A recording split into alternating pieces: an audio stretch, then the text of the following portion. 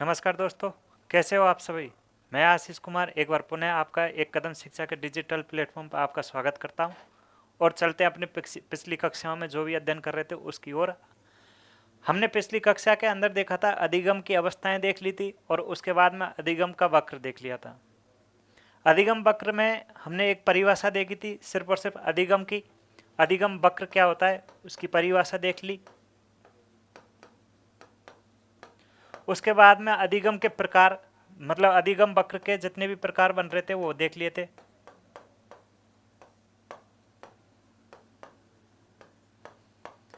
जिसमें मैंने पहला अधिगम वक्र का पहला प्रकार बताया था आप लोगों को, सरल रेखीय अधिगम वक्र। दूसरा अधिगम उन्नतोदर अधिगम बताया था, अधिगम वक्र। तीसरा बताया था नतोदर अधिगम वक्र बताया था। और चौथा बताया था मैंने एस टाइप प्रकार का अधिगम वक्र बताया था। हम लोग पहले अधिगम वक्र के बारे में बातचीत कर रहे थे कि भाई सतत रेखीय अधिगम वक्र या सरल रेखीय अधिगम वक्र क्या होता है, जिसमें मैं बता रहा था आपको कि सरल रेखीय अधिगम वक्र के अंदर समय के सापेक्ष अधिगम की गति एक निश्चित अंतर में आगे बढ़ती रहती है। समय के सापेक्ष अधिगम की गति एक निश्चित अंतर में आगे बढ़ती रहती है। जितना टाइम उतना ही अधिगम। एक घंटे में 1 घंटे के बराबर जितना भी पढ़ाया वो सब कुछ याद, जितना पढ़ाया गया वो सब कुछ याद, वो हो जाएगा अपने सरल रेखीय वक्र। ठीक है, तो इसके बारे में कल बात कर रहे थे, आज इसके बारे में लिखते हैं। सरल रेखीय वक्र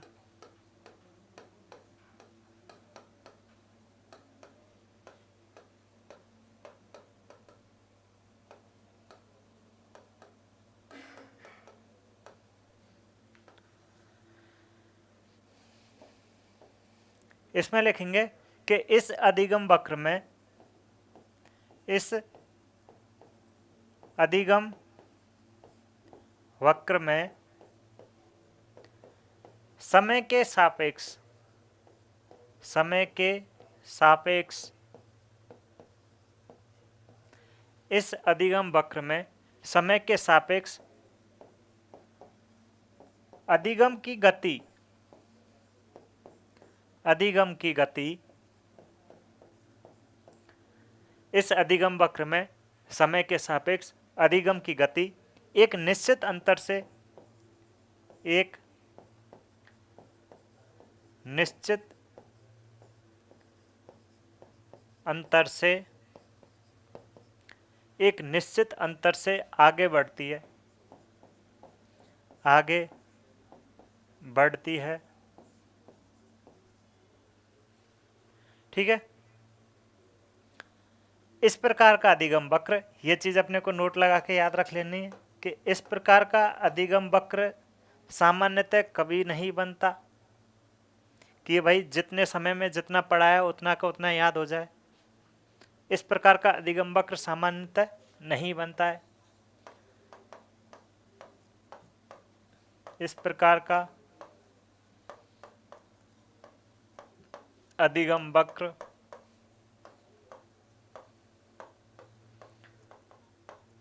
सामान्यतः नहीं बनता।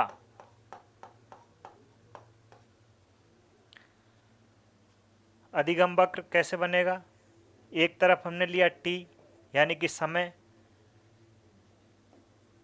और दूसरी एल अधिगम, लर्निंग।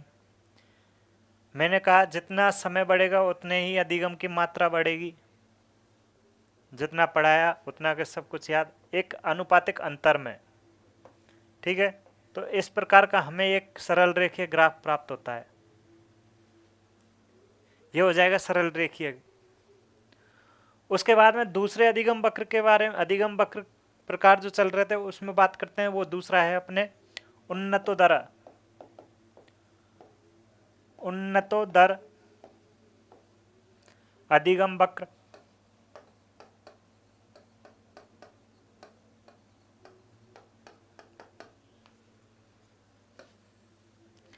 इसके अपन अन्य नाम देखते हैं तो अन्य नामों में आ जाएगा, एक तो इसे ऋणात्मक अधिगम वक्र भी कह सकते हैं,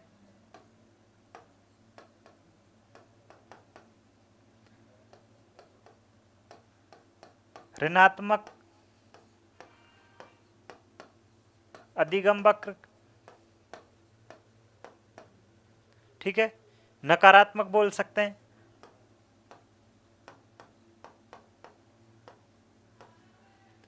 ठीक है। उसके बाद में इसे वर्धन ह्रास भी बोल सकते हैं,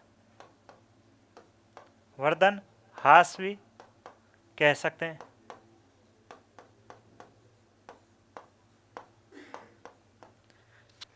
उन्नतोदर अधिगम वक्र की बात कर रहे हैं जिसके मैंने अन्य नाम बताए, इसको नकारात्मक भी बोल सकते हैं, ऋणात्मक भी बोल सकते हैं और वर्धन ह्रास भी कह सकते हैं।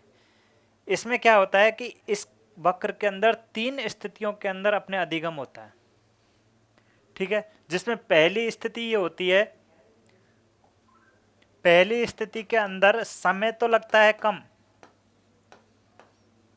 समय तो लगता है कम और अधिगम की मात्रा होती है अधिक। कहने का मतलब ये है कि जब पहली स्थिति में ये चीज़ है कि भाई जितना पढ़ाया उतना को उतना याद हो गया या फिर उससे भी ज़्यादा समझ में आ रहा है, तो ये पहली स्थिति हो गई। टाइम तो कम लग रहा है और अधिगम की मात्रा ज़्यादा हो रही है या फिर अधिगम सीख ज़्यादा रहे हम, तो वो चीज़ आ जाएगी। दूसरी स्थिति के अंदर बात करें, समय और अधिगम, समय और अधिगम दोनों बराबर मात्रा में चलते हैं, जितना समय उतना अधिगम, जितना समय उतना अधिगम। समय और अधिगम दोनों बराबर मात्रा में चलते हैं, या फिर अपन कह सकते हैं कि आनुपातिक अंतर में चलते रहते हैं ये लोग, ठीक है। उसके बाद में तीसरी स्थिति के बारे में बात करें जिसमें समय तो लगता है ज़्यादा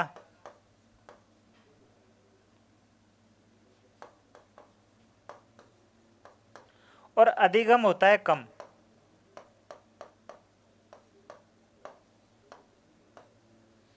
समय तो होता है ज़्यादा, अधिगम होता है कम, ठीक है। इसको हम ग्राफ के माध्यम से देखें कि भाई ग्राफ पर कैसे बनाएंगे इसको, तो ये तो हो जाएगा समय के लिए और ये हो जाएगा अधिगम के लिए। इसमें क्या होता है, मैंने पहले बताया कि भाई पहली स्थिति में तो समय कम लगेगा और अधिगम ज़्यादा लगे होगा। दूसरी स्थिति के अंदर समय और अधिगम बराबर रहेगा और तीसरी स्थिति में बताया था कि समय तो लगेगा अधिक लेकिन अधिगम कम होगा। तो इस प्रकार से इसमें एक वक्र बनता है ऐसे, माफ करना,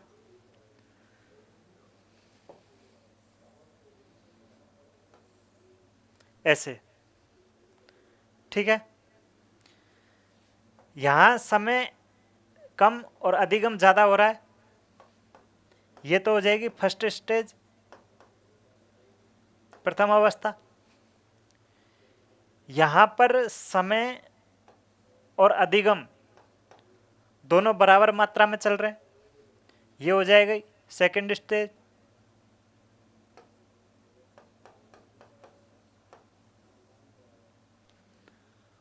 और एक समय ऐसा आता है इस जगह पर कि समय तो बढ़ता रहता है लेकिन अधिगम नहीं होता। समय तो बैठे रहेंगे, बालक बैठे रहेंगे लेकिन अधिगम की मात्रा नहीं बढ़ती है, तो ये हो जाएगी अपनी तीसरी स्टेज। ये अपने उन्नतोदर वक्र के अंदर होता है। पहला बता दिया था सरल रेखीय वक्र जिसमें समय और अधिगम दोनों आनुपातिक अंतर से बढ़ता रहता है। दूसरा बताया था उन्नतोदर में, उन्नतोदर के अंदर 3 स्थितियां आती हैं। पहली स्थिति के अंदर तो समय कम लगता है, अधिगम की मात्रा ज़्यादा होती है। दूसरी स्थिति के अंदर मैंने बताया समय और अधिगम दोनों बराबर मात्राओं में बढ़ेगा। और तीसरी स्थिति में मैंने बताया था कि अधिगम, समय की मात्रा तो अधिक होगी लेकिन अधिगम कम होगा। ग्राफ इस प्रकार से बनेगा, ये अपने उन्नतोदर के लिए ग्राफ है।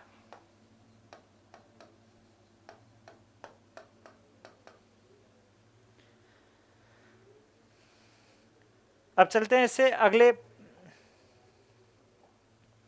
उससे पहले एक चीज और आती है कि जब ये तीसरी स्थिति में समय तो लगता है ज्यादा और अधिगम होता है कम, तो इस जगह पर एक सतत बन जाती है। कहने का मतलब एक टाइम ऐसा आता है जिसमें अधिगम नहीं होता और समय बढ़ता रहता है, अधिगम नहीं होता है। तो उस जगह पर जहां पर समय बढ़ रहा है और अधिगम नहीं हो रहा है, तो उस जगह को कहते हैं अधिगम का पठार बनना। यानी कि बालक सीखना बंद कर देता है और उस सीखने बंद करने को अधिगम का पठार कहा जाता है। कि भाई टाइम तो बढ़ता रहेगा, अधिगम कुछ नहीं हो रहा, यानी कि अधिगम का पठार बन गया। और इस जगह पर एक अधिगम का पठार, जहां पर अधिगम टाइम तो बढ़ेगा लेकिन अधिगम नहीं होगा, अधिगम का पठार कहलाएगा। और अधिगम के पठार को तोड़ने के कुछ उपाय बताए गए हैं कि भाई किस प्रकार से उस अधिगम के पठार को तोड़ा जाए जिससे कि समय भी कम लगे और अधिगम की मात्रा भी बढ़ने लगे।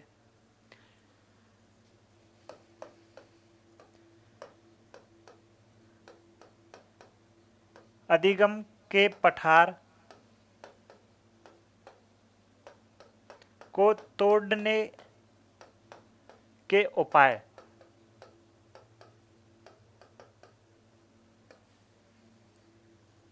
जिसमें पहला उपाय ये आता है कि भाई अंतराल का उपयोग करना।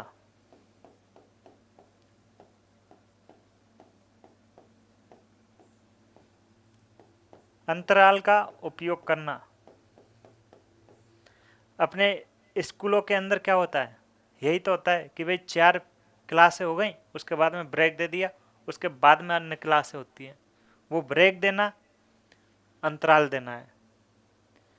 कहने का मतलब ये है कि 4 पीरियड तक बालक सीख सकता है, उसके बीच में उसको ब्रेक देना पड़ेगा, अन्यथा उसके अधिगम का पठार बन जाएगा और बालक टाइम ही वेस्ट करेगा, सीखेगा कुछ नहीं। इसलिए उन्हें ब्रेक दिया जाता है स्कूलों में।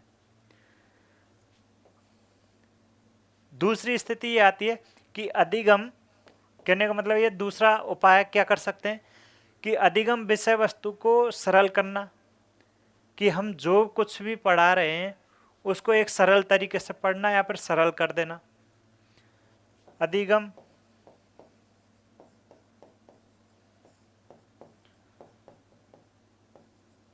विषय वस्तु को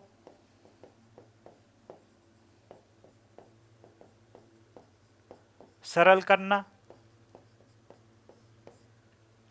पहला हो जाएगा अंतराल का उपयोग करना, दूसरा विषय वस्तु को सरल करना।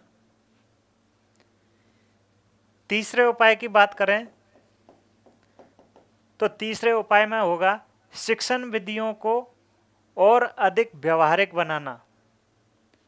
जो टीचर पढ़ाने के लिए जिस विधि का उपयोग कर रहा है, या तो उसको चेंज कर दे या फिर उसे और सरल बनाए और व्यवहारिक रूप से लाया जाए, जिससे कि बालक समझना प्रारंभ कर दें। ठीक है, इंटरेस्ट आने लगे उन्हें। शिक्षण विधियों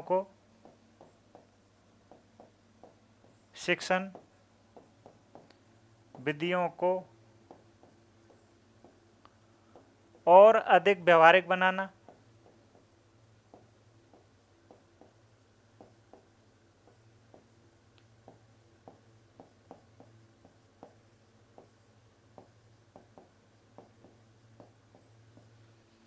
पहले अंतराल का उपयोग करना, दूसरे आ जाएगी विषय वस्तु को सरल करना, तीसरा उपाय हो जाएगा अपने शिक्षण विधियों को और अधिक व्यवहारिक करना। चलते हैं अगले बिंदु की ओर, जो कि चौथा पॉइंट है कि पुनर्वलन या अभिप्रेरित करना। पुनर्वलन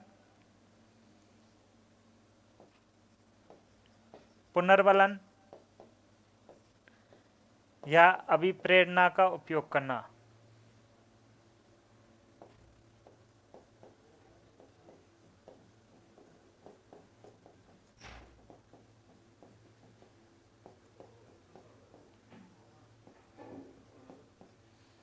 पुनर्वलन या अभिप्रेरणा का उपयोग करना।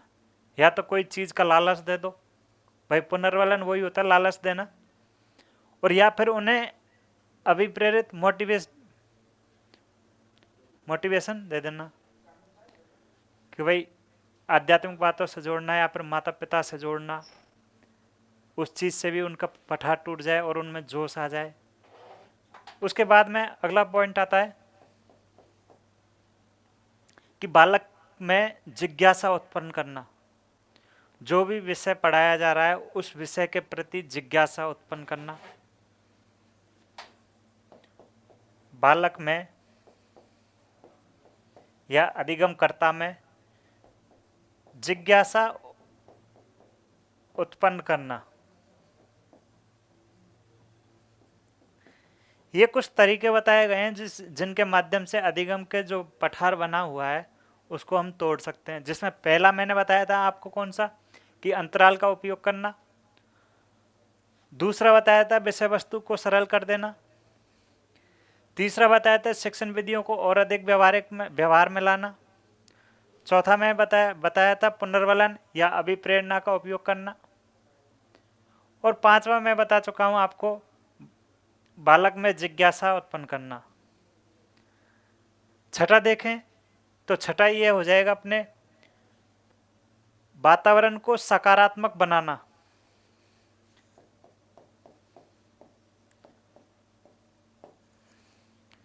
वातावरण को सकारात्मक बनाना।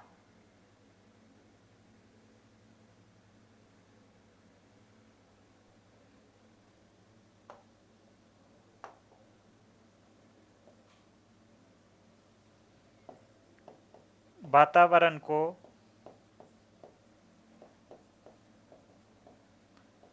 सकारात्मक बनाना।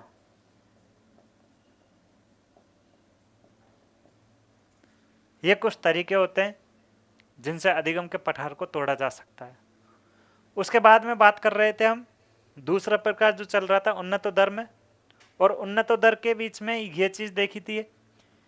इसमें अगर अपन देखें इसको एक गणितीय रूप में दर्शाया जाए, गणितीय रूप में कैसे दर्शाया जाता है तो वो चीज भी एक बार देख लेता, कभी कभी पूछ ले तो फायदा ही होगा। अपन जो अधिगम है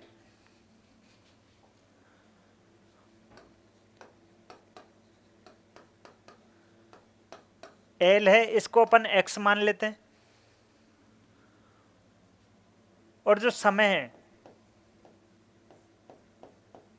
टी, इसको हम बाई मान लेते हैं। तो जो मैंने पहली स्थिति बताई थी कि समय कम और अधिगम ज्यादा, तब कौन सी स्थिति बनेगी?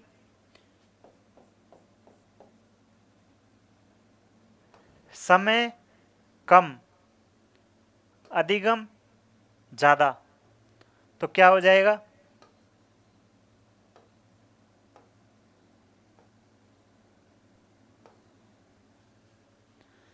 समय कम अधिगम ज्यादा।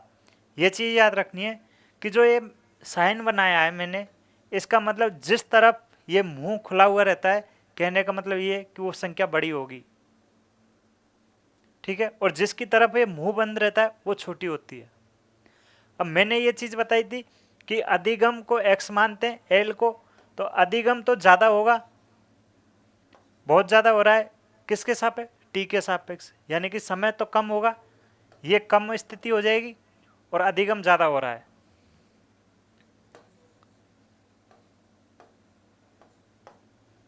ठीक है।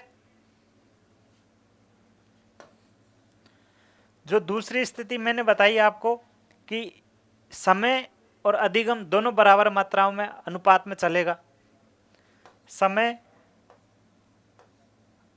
अधिगम और समय दोनों बराबर अनुपात में चलेगा। और जो तीसरी स्थिति बताई थी मैंने कि एक समय ऐसा आता है जब समय तो बढ़ता है लेकिन अधिगम नहीं हो पाता, यानी कि अधिगम कम है, समय ज़्यादा है। ये अपने तीसरी स्थिति हो गई। ये इसका अपन गणितीय निरूपण देख लेते हैं। कई बार पूछ भी लिया जाता है कि इसको किस प्रकार से दर्शाया जाए या फिर कौन सी स्थिति के अंदर ये आएगा। ठीक है, अब चलते हैं इसके तीसरा जो भाग है, तीसरा प्रकार, वो है नतोदर। नतोदर अधिगम वक्र।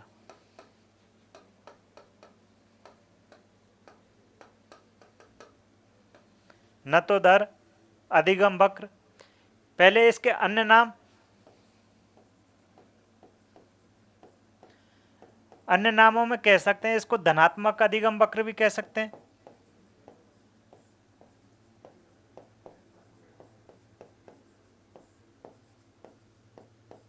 ठीक है। दूसरा इसको बोल सकते हैं सकारात्मक, बोल दो, सकारात्मक।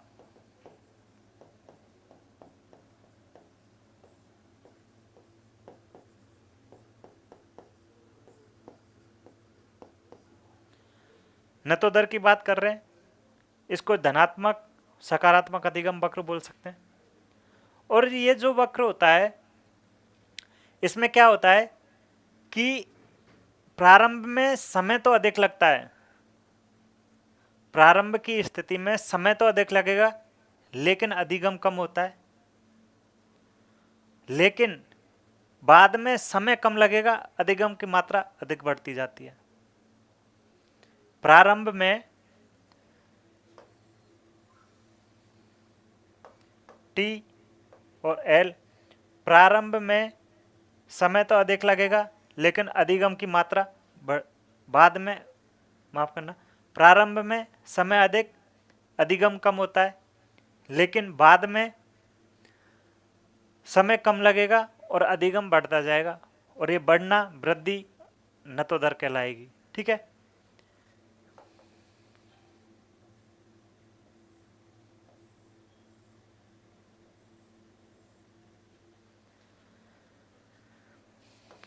इसमें लिखेंगे कि प्रारंभ में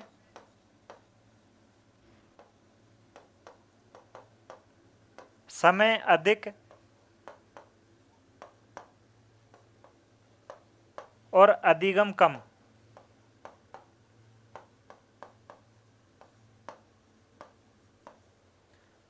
समय अधिक और अधिगम कम।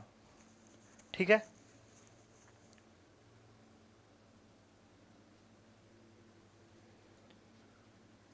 और बाद में अधिगम बढ़ता जाता है, और धीरे धीरे जैसे जैसे समय कम होगा तो अधिगम की मात्रा बढ़ती जाएगी। ठीक है। बाद में समय कम, अधिगम अधिक हो जाएगा, और इस प्रकार का एक ग्राफ बन जाएगा। ठीक है। उसके बाद में मैं चौथे वक्र के बारे में बातचीत कर रहा था, वो एस टाइप वक्र।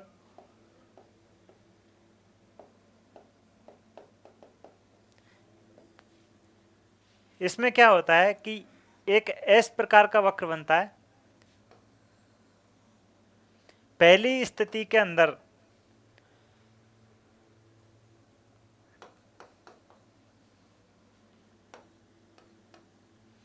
पहली स्थिति में तो नतोदर वक्र बनेगा,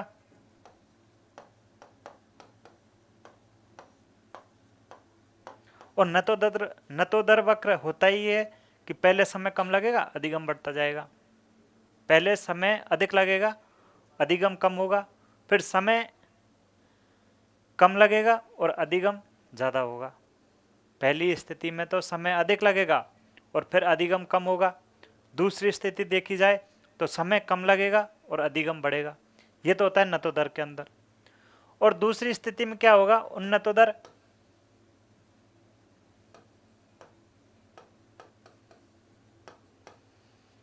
उन्नतोदर के अंदर ये होगा कि भाई पहले तो समय कम होगा, अधिगम ज़्यादा हो जाएगा, फिर समय अधिगम दोनों बराबर रहेंगे, और तीसरी स्थिति के अंदर समय ही समय बढ़ेगा, अधिगम नहीं बढ़ेगा। और मैंने बताया था कि अधिगम का पठार बन जाता है। तो ये दूसरी तीसरी स्थिति हो जाएगी अपने एस टाइप का। यहाँ पर देखते हैं कि ये जो वक्र है, इस वक्र के अंदर दूसरा प्रकार जो मैंने, दोनों प्रकार सम्मिलित होते हैं, नतोदर भी होता है और उन्नतोदर भी होता है। ठीक है, ये अपने आज अधिगम वक्र पूरा हो गया। अगर इससे संबंधित जो भी समस्या हो आप कमेंट में लिख देना। नेक्स्ट मिलते हैं अगली क्लास में, जब तक के लिए नमस्कार।